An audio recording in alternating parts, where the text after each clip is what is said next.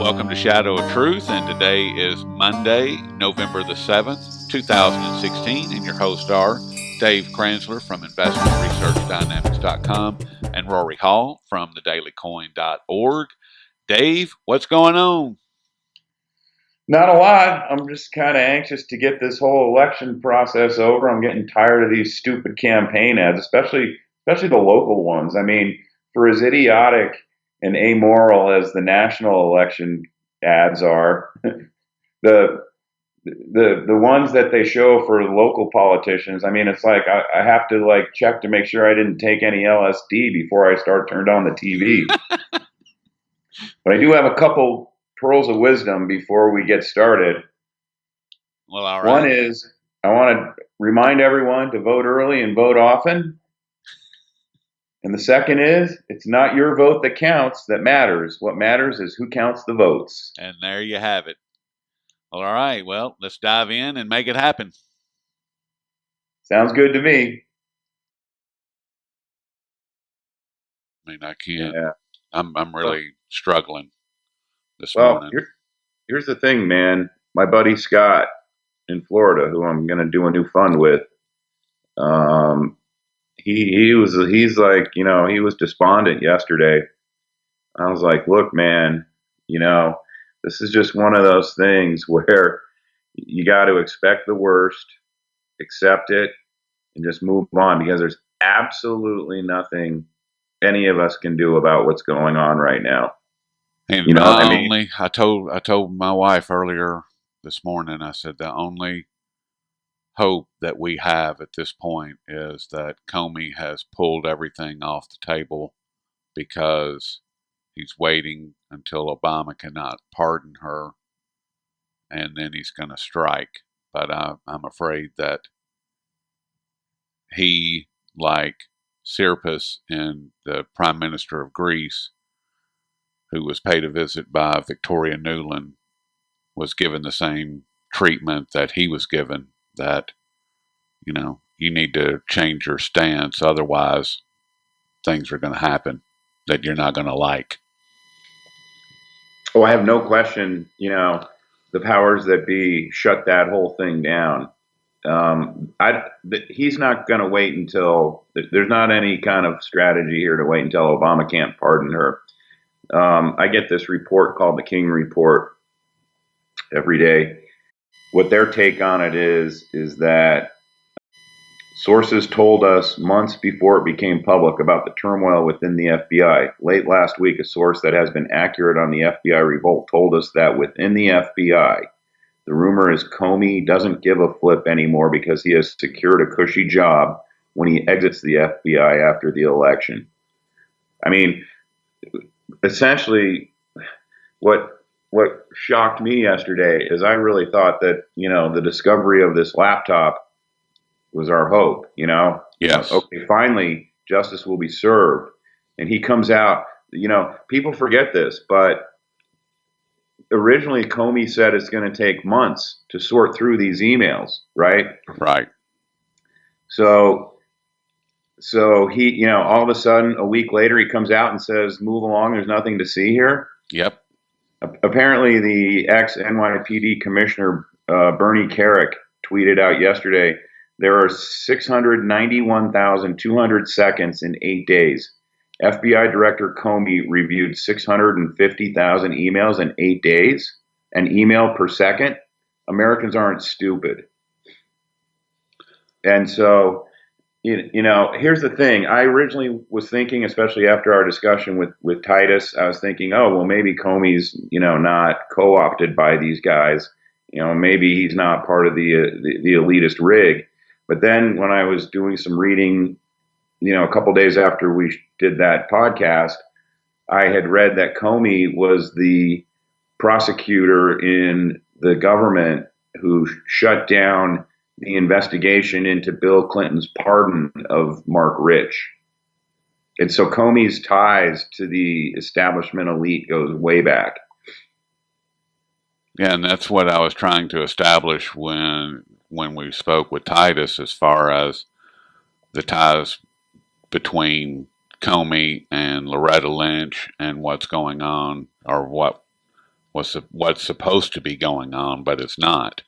I mean, they're the whole thing is a sham, and it's just like I said.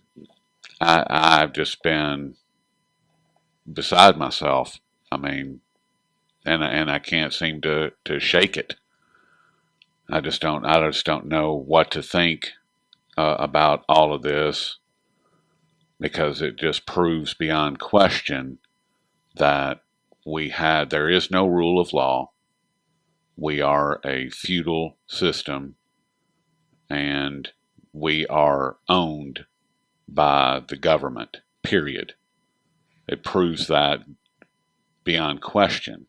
Anybody that thinks that they're free in this country is an idiot. They have Well, no guess what? idea. The United States is now in alignment with 95% of organized history. Because think about how many thousands of years the citizens of any country were under the iron thumb rule of a king It's incredible. or even an emperor. So, I mean, once Hillary takes once she occupies the White House, I mean, will Trump rally the base and get everybody to meet him in Washington D.C.?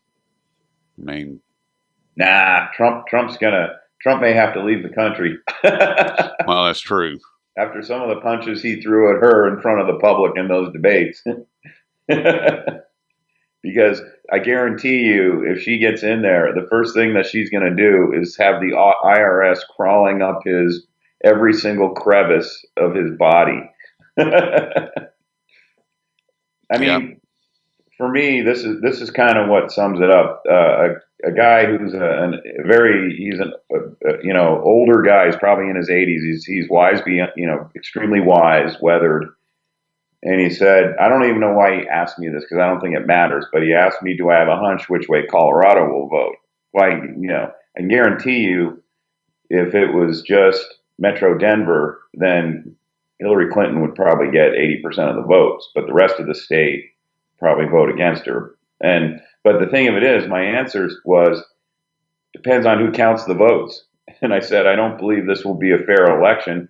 I think the Clinton crime machine, with the help of Soros and a few others, has everything under control now. And that's the conclusion I reached when Comey came out yesterday and said, move along, nothing to see here. So, I mean, it is what it is, and at this point, rather than emotionally fight it, I'm just going to sit back and enjoy watching all these people who supported Hillary over anything really would be better than Hillary. Anything would be better than this Democratic Party that has complete control of our government. I'm just going to watch them as their beloved Democratic government completely disembowels their livelihood. I mean, most of these people probably haven't even seen their next Obamacare insurance bill. I know a lot of people who have seen their next Obamacare insurance bill, and they're not happy and they're not voting for her. But again, it doesn't matter. Yeah, it seems that the die is cast at this point. That's right. And gold and silver opened yesterday, hammered straight down, being hammered straight down right now as we speak. I mean, it's a straight line down on both charts on Kitco. I mean, it's incredible. Right, and I mean, to me, it doesn't matter. Again, I still believe that I mean, look at the S&P. The futures are up 35 points now, and the economy is absolutely collapsing. I mean, I dug into some detailed economic data in my latest short seller journal report, and it's like, Jesus Christ, this economy is way worse than people realize. And so what if gold, is down? It's the paper market, and it's going to bounce back. I mean, again, and I like to use history as my test. Throughout history, when governments have tried to control markets, they fail eventually, and they're going to fail here. So, if anything, I almost moved more money into Bitgold last night, but then I was like, well, wait a day or two and see how silly this gets. And this is great because it's going to give Yes. people an opportunity to get into gold and silver at a better price. Back up the truck. Right, exactly. And then just I wanted to share one more quote out of the King Report because this was beautiful. This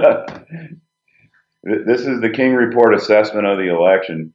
Tomorrow, the voters, including some that are deceased and some that aren't legal citizens, have to choose between Madam New, who was the Dragon Lady, and Andrew Dice Clay. And that, to me, like referring to Trump as Andrew Dice Clay is perfect. But actually, referring to Hillary Clinton as the Dragon Lady is even more brilliant. And the Dragon Lady was kind of the de facto dictator of Vietnam in the late 50s through 1963, and she was the wife of the brother-in-law of the guy who was the president of Vietnam. But she essentially had de facto control of the government. She was corrupt beyond any imagination. She used her power and information to exercise an iron fist over the president. And she's famous for a quote where she said, power is wonderful. Total power is totally wonderful. I mean, that's Hillary Clinton to a T right there. That is Hillary Clinton to a T. So, I mean, I hear you. I mean, I was depressed about this a long time ago when I realized Hillary Clinton was going to be the Democratic candidate. But I've sort of come full boat where I just learned to accept it. And now I'm just going to sit back with eager glee and watch her completely dismember this country and make a mockery of the Constitution. And all the people who were adamant supporters of her, I can't wait to see the look on their face when they realize what's happened to this country. My question is how Russia and China and some of the other larger Eastern economies that are aligned with Russia and China, how are they going to respond? What are they going to do with their treasuries? How are they going to impact the markets? And I, I have to believe that these guys are watching this and they know that Clinton is corrupt beyond imagination. And I'm just curious. I would love to be in Xi Jinping's office right now, fly on the wall, listening to what the conversations that he's having with some of his advisors and some of the other world leaders that he's in contact with, for the past 48 hours. That would be interesting, I would think. I don't know. I mean, that type of thing, just, that's just pure outright speculation. And I don't know. Who knows? Let's just put it this way, when Hillary wins and she's elected president, we wake up Wednesday, it's going to get a real interesting. It's going to make things very interesting around here. So kind of looking forward to that. I tell you, like I tell my wife all the time, markets. I'm not really a big fan of excitement and surprises. I prefer boring because you know what you're going to get with boring. With surprises and excitement, you never know what's going to happen. I hear you. Well, I don't have kids, so for me, I don't have anything invested in the future of this country. So for me, I like adrenaline rushes, and I've gotten completely catatonic with the way that they've controlled these markets. The markets don't represent anything semblance whatsoever of what's going on in reality. And the reality is the middle class is dissolving very quickly now. Yes. And my guess is that probably has the elitists really worried. And I think a year from now, I think it's going to be a very, very different country than what we grew up knowing this country to be. I would agree with that wholeheartedly. I think that we will see that come to fruition within a very short period of time. And you And know what it is, what it is. I mean, history goes in cycles. And I mean, imagine what was going on right before the Dark Ages set in. I mean, you always get these. It's never really good for a very long time for people that would be classified as the middle class economic strata. well, I guess all we can say at this point is uh, the United States had a good run. It was fun while it lasted, but it's rapidly coming to a close. Absolutely. To know in my heart of hearts that our country is now dead. It doesn't exist anymore. You and I and everybody that's listening to this, we are of no consequence. We are nothing more than an ATM, and the ATM is running dry. The globalists know this, and they're making plans to dissolve us. And that's the way that I see it. And with this criminal, corrupt person who will be occupying the the throne of power, and they will be able to tell her exactly what to do, when to do, how to do, and who to do it to. It's terrifying. It's absolutely terrifying to me. I mean, I don't know. I don't know what else to do. I don't. We can't do anything except rise up. That's our only option. That's it. At this stage, at this point in time in history, we have one option, and that's to rise up. And if we don't do that, God help us, because He's the only one that's going to be able to. Nah, God doesn't care about our problems.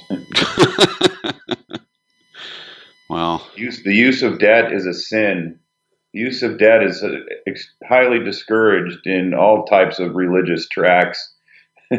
And this whole entire country is nothing but one big ball of debt, and that goes from the top to the bottom.